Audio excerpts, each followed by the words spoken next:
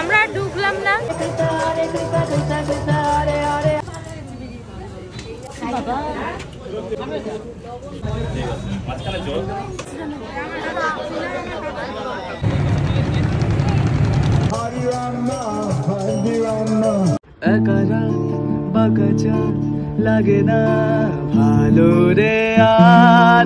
দিদার বাড়িতে আজকে সকাল সকাল ভাজা হচ্ছে লুচি। গতকাল থেকেই মার কাছে লুচি ভাজা খাবো আবদার করেছিলাম, তাই সকালে উঠেই দেখছি লুচি ভাজা শুরু হয়ে গেছে। আজকেও আমাদের কিন্তু একটা জায়গাতে ঘুরতে যাওয়ার প্ল্যান রয়েছে। তার আগে সকালের ব্রেকফাস্টটা সেরে নিচ্ছি লুচি আর সাথে আলুর তরকারি দিয়ে। সকালের খাওয়া দাওয়ার পর্ব মিটে গেলে এক এক করে সবাই রেডি হয়ে নিলাম। আজকে আমরা সবাই এথনিক পরেছি, আর আমি যেই 3 পিসটা পরেছি এটা আমার শাশুড়ি মা আমি ঘুরতে যাব বলেই আমাকে কিনে এনে দিয়েছে। বাড়ি থেকে বেরিয়ে টোটো ধরে আমরা চলে এলাম বাগনাপাড়া স্টেশনে। বাগনাপাড়া স্টেশন থেকে ট্রেন ধরে আমরা যাব নবদ্বীপ। নবদ্বীপ স্টেশনে নেমে ওখান থেকে টোটো করে আমরা আবার চলে যাব নবদ্বীপ ঘাটে।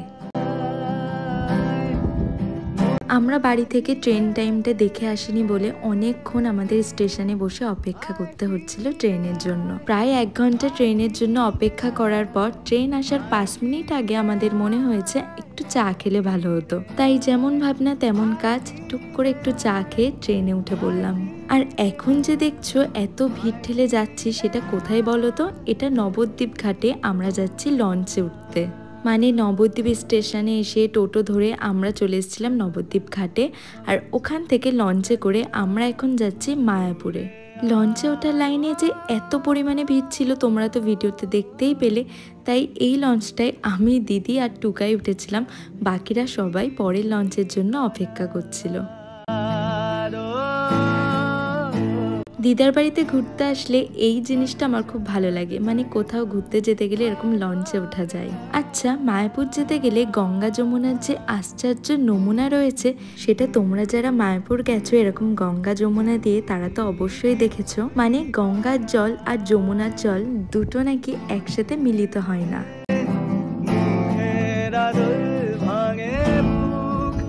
কিছুক্ষণের মধ্যেই আমরা পৌঁছে গেলাম মায়াপুর ঘাটে, আর এখানে এসে আমরা অপেক্ষা করছিলাম বাকিদের জন্য। এরপর মায়াপুর ঘাট থেকে আবার টোটো করে আমরা চলে এলাম মন্দিরের দিকে। এরকম লঞ্চে করে আমি কোনোদিনও মায়াপুরে আসিনি, তাই গঙ্গার ঘাট পেরিয়েই এত বড় একটা বিরাট বাজার রয়েছে এটা তো আমি কোনোদিনও লক্ষ্যই করিনি।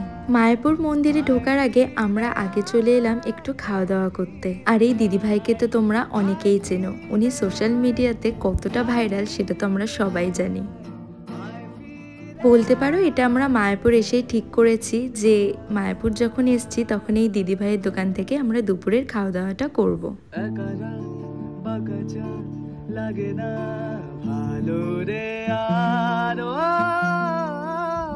আমরা নিয়েছিলাম এই দোকানের ফেমাস ভেজ বিরিয়ানি।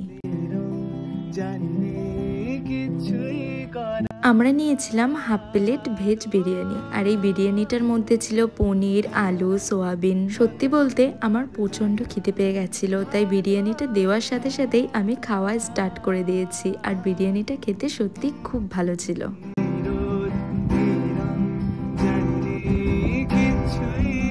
দুপুরের খাওয়া কমপ্লিট করে আমরা চলে এলাম মন্দিরের মেন গেটের সামনে। আর একবার ভিড়টা দেখো, মায়াপুরে যখনই আসি তখনই কিন্তু খুব ভিড় থাকে। তবে এইবারে মায়াপুরে আমি অনেক দিন পর এলাম। শীতকালে মায়াপুরে এলে ফুলের সৌন্দর্য দেখা যায়, চারিদিকে এত রং বেরঙের ফুল ফুটে থাকে, খুব ভালো লাগে দেখতে। এই ফুলগুলোর নাম আমি জানি না, তবে এই ফুলগুলো এত সুন্দর লাগছিল দেখতে। তোমরা যদি এই ফুলগুলোর নাম জেনে থাকো অবশ্যই কমেন্টে বলো। মায়াপুরে এসে মনে হচ্ছে আমি ফুলের দেশে চলে এসেছি।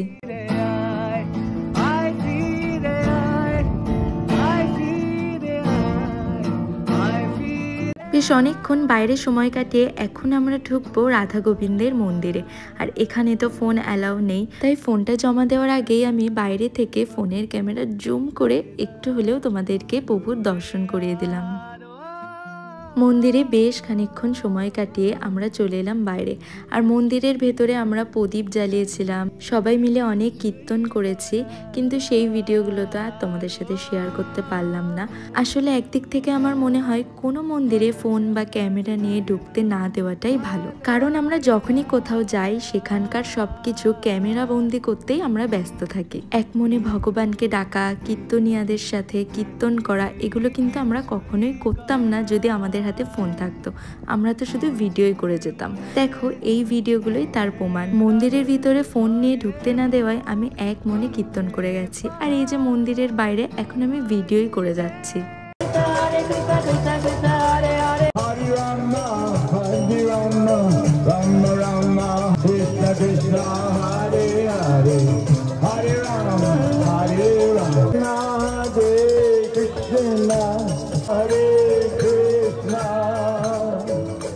Krishna Krishna Hare Hare Hare Rama Hare Rama Rama Rama Hare Hare। মায়াপুরে গেলে প্রত্যেকবার এই মন্দিরটাই ঢুকতে আমরা মিস করে ফেলি। যেই কবারে গেছি এই মন্দিরটাতে আমাদের ঢোকাই হয় না। আমি লাস্ট কবে এই মন্দিরটা দর্শন করেছি আমার মনেই নেই। আর দেখো এইবারও আমরা এই মন্দিরটির ভেতরে ঢুকতে পারলাম না, কারণ বাড়ি আসার একটা তাড়া ছিল। মায়াপুর থেকে টোটো ধরে আমাদেরকে মায়াপুর ঘাটে আসতে হতো, ওখান থেকে লঞ্চ করে আমাদেরকে নবদ্বীপ ঘাটে আসার পর ওখান থেকে আবার ট্রেন ধরতে হতো। তাই আর দেরি না করে বাড়ি আসার জন্য রওনা দিয়ে দিলাম। আর মায়াপুরের বাজারটাও তোমাদেরকে সেইভাবে ঘুরিয়ে দেখাতে পারলাম না, তবে মন্দির থেকে বেরিয়েই এই ফুচকা কাকুটার দোকান থেকে আমরা ফুচকা খেতে গেছিলাম। কাকুর ফুচকা যতটা না ভালো, কাকুটা খুব ভালো ছিল।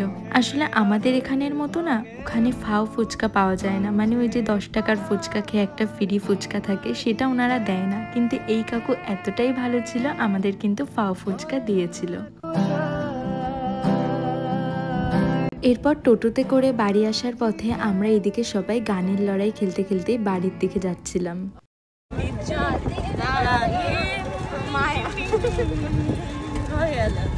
তারপরে রাতের মায়া গানের লড়াই আজ ফির তুম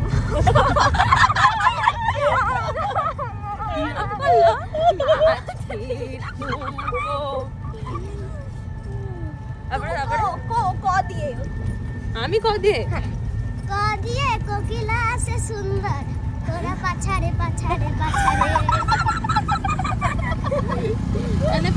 বাড়িতে এসে ফ্রেশ হয়ে একটু চা তো খেতেই হতো। আর এই চা খাওয়া নিয়ে আমরা যা উৎপাত করেছি দিদাকে, একবার লিকার চা খেয়েছি, তারপর আবার দুধ চা খাওয়ার বায়না ধরেছিলাম। আজকের এই ছোট্ট ব্লগটা তোমাদের কেমন লাগলো অবশ্যই কমেন্টে জানিও। চলো দেখা হচ্ছে অন্য একটা ব্লগে।